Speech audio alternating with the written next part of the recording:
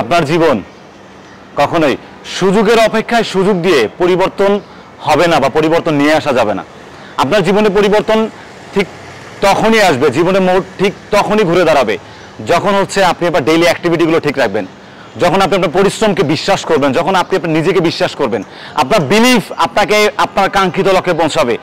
ঘরে বসে থেকে শুধু স্বপ্ন দেখে স্বপ্নের মধ্যেই নিজেকে আবদ্ধ রেখে নিজের স্বপ্নকে কখনো পরিবর্তন করা যায় না প্রিয়।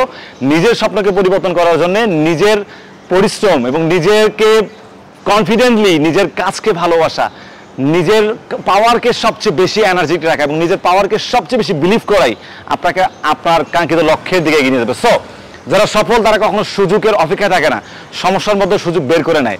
আর যারা অসফল তারা সুযোগের মধ্যেও সমস্যাটাকে ফাইন্ড আউট করে। সো আপনি কি সুযোগের মধ্যে সুযোগটাকে মানে সমাধানটাকে ফাইন্ড আউট করেন নাকি সমাধানের মধ্যে আসলে আপনার প্রবলেমটাকে ফাইন্ড আউট করেন? প্রশ্ন রাখলাম। দেখা হচ্ছে পরবর্তী ভিডিওতে ইনশাল্লাহ।